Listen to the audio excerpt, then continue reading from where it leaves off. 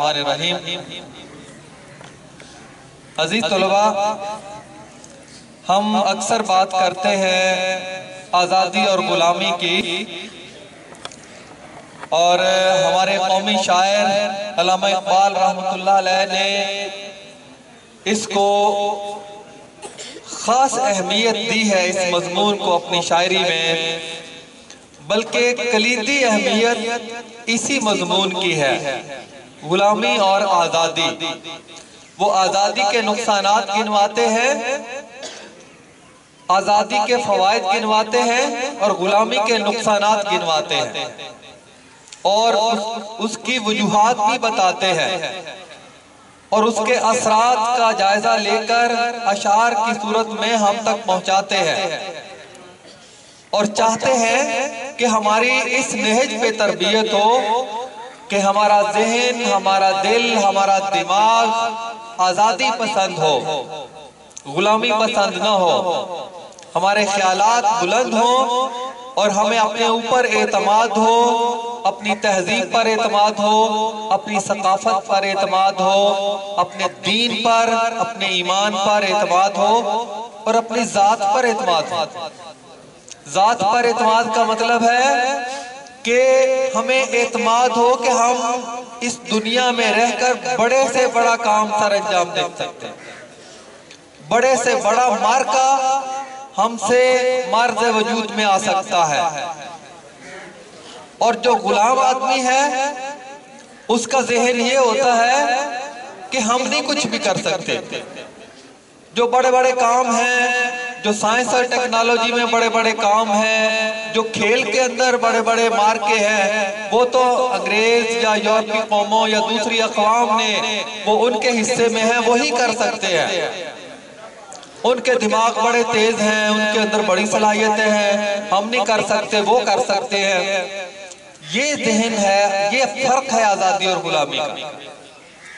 کہ جو آزاد منش انسان ہے، جو آزاد ذہن رکھنے والا انسان ہے، اس کے اوپر اعتماد ہے، وہ دیکھتا ہے، وہ دوسروں کو دیکھ کے مروب نہیں ہوتا، بلکہ وہ ایک تحریک لیتا ہے، وہاں سے دل میں اس کے تحریک پیدا ہوتی ہے کہ ان لوگوں نے بڑے بڑے کام انجام دیے ہیں تو ہم کیوں نہیں دے سکتے۔ پھر وہ سوچتا ہے کہ ہم غلام کیوں ہیں، ہم بھکاری کیوں ہیں۔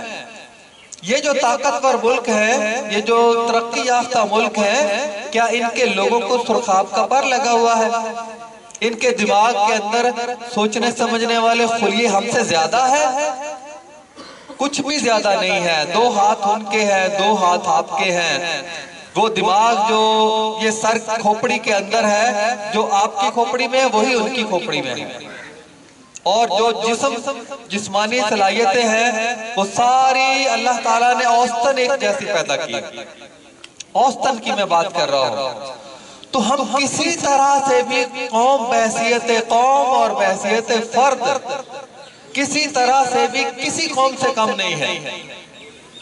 لیکن ہم نے تلاش کرنا ہے کہ آخر کیا وجوہات ہیں، کیا وجوہات ہیں کہ ہم ان سے پیچھے ہیں،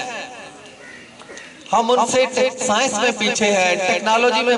پیچھے ہیں، دوسرے علوم و فنون میں ہم پیچھے ہیں، حتیٰ کہ جو پی ایچ ڈی بہت سارے لوگ کرنے اسلامیات کے اندر کرنے جاتے ہیں، وہاں لندن میں اور امریکہ کی یونیورسٹیوں میں ایسے علوم جن پہ ہمیں دسترس ہونی چاہیے، جن پر ہماری برتری ہونی چاہیے، ان کے اندر بھی جو پی ایچ ڈی ہے، جو تخصص ہے وہ وہاں پہ ہوتا ہے۔ تو اس کا مطلب یہ ہے کہ ہم غلام ہیں علم میں پیچھے رہ جانے کی وجہ سے۔ علم ٹیکنالوجی نام ہے علم پر عمل کرنے کا، علم کو عملی جامہ پہنانے کا نام ٹیکنالوجی ہے۔ تو جو قوم علم میں پیچھے ہے وہ تمام شعبوں میں پیچھے ہے۔ عزیز طلباء، یہ غلامی کا سب سے بڑی علامت ہے کہ ہم علم میں ان سے پیچھے ہیں۔ آپ دیکھیں، میں ایک دن بات کر رہا تھا آکسفورڈ یونیورسٹی کی، وہ ایک یونیورسٹی ہے لیکن اس نے اتنا علمی کام کیا ہے، سائنس اور ٹیکنالوجی اور معاشیات اور قانون، ہر شعبے میں، کہ ہمارے پورے پاکستان کے اندر میں کہتا ہوں ہو سکتا ہے کہ امت مسلمہ میں پورے کی کتابیں ایک طرف ہوں، ان کی لکھی ہوئی ایک طرف ہوں۔ یہ فرق جب تک ہم دور نہیں کریں گے، ہماری حکومت کو چاہیے، ہمارا یہ پلیٹ فارم، اس پلیٹ فارم سے ہم اپنی حکومت تک اپنی بات پہنچاتے ہیں۔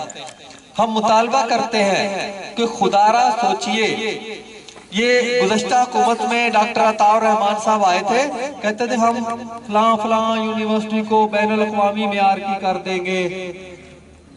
کچھ بھی نہیں بلکہ اور زیادہ وہاں پہ رٹا ہے، اور زیادہ جو طالب علموں کو سمجھ کچھ نہیں آتی، نظام اور زیادہ پہلے سے خراب ہے، کوئی پوچھنے والا نہیں ہے۔ جس دن پاکستان کا یہ ایک نظام تعلیم ٹھیک ہو گیا، وہ جو اقبال نے کہا تھا تعلیم کے تیزاب میں ڈال اس کی خودی کو، ہو جائے ملائم تو جدھر چاہے اسے پھیر، جب یہ ٹھیک ہو گیا تو اس دن سے پاکستان سپر طاقت کی طرف جانا شروع ہو جائے گا۔ اور عزیز طلبہ، جب ایسے آزادی اور غلامی کی میں بات کرتا ہوں، اس میں کسی مرحلے پر بھی نا امید نہیں ہونا۔ نا امید بندہ مٹی کا ڈھیر ہوتا ہے، نا امید آدمی بے جان چیز کی طرح ہوتا ہے، اور جو امید رکھنے والا آدمی ہے وہ ایک ہرے بھرے درخت کی طرح ہے، جس کو پتے لگتے ہیں، جس کی شاخیں بڑی ہوتی رہتی ہیں، جس کو پھول لگتے ہیں، جس کو پھل لگتے ہیں۔ تو ایک پھلدار درخت کی طرح، ایک بڑے سایہ دار درخت کی طرح اپنے آپ کو سمجھنا ہے، اپنی صلاحیتوں کا جائزہ لینا ہے۔ یہ نہیں کہ میں گاؤں میں پیدا ہوا ہوں، میں ایک بھینی میں رہتا ہوں، میری کیا اوقات ہے، اس طرح کی بہت سے لوگ باتیں کرتے ہیں، ہم کیسے کر سکتے ہیں جی، ہمارے وسائل نہیں ہیں، یہ ہے وہ ہے۔ جنہوں نے کام کرنا ہے، جنہوں نے پڑھنا ہے، وہ گلی کی بتی ہے شہر کی، وہاں پہ بیٹھ کر پڑھتے ہیں، وہ کونوں خدروں میں جا کر وہ موقع تلاش کرتے ہیں، وہ لائبریریوں میں جا کر پڑھتے ہیں، اور جن کے پاس سارے وسائل ہیں وہ بیٹھے مکھی پہ مکھی مارتے رہتے ہیں۔ دماغ ہی ان کا یہ ہے کہ ہم کچھ نہیں کر سکتے۔ ایسا ذہن جو ہے نا انسانوں کا نہیں ہو سکتا۔ اللہ تعالیٰ نے ہمیں اشرف المخلوقات، دنیا کی ہر مخلوق سے برتر، اس کا مطلب ساری صلاحیتیں ہمارے اندر اللہ نے پیدا کی ہے۔ جو آج سوچتا ہے آدمی، وہ ایک نہ ایک دن آدمی اس سوچ پر عمل کرنا شروع کر دیتا ہے، اور وہ سوچ ایک بڑے انقلاب کی صورت میں نمایاں ہونا شروع ہو جاتی ہے۔ تو عزیز طلبہ، میری اللہ سے دعا ہے کہ اللہ تعالیٰ ہمیں اپنے آپ کو ٹٹولنے، اپنی صلاحیتوں کا جائزہ لینے، اور اپنے آپ کو جو کم ہمت سمجھتے ہیں ان کے اندر ہمت، جرأت، حوصلہ پیدا کرنے کی توفیق عطا فرمائے، تاکہ ہم بھی اس امت کے اندر ایک بڑا کام کر کے جائیں۔ وَمَا عَلَيْنَا إِلَّا الْبَلَاغُ الْمُبِينُ۔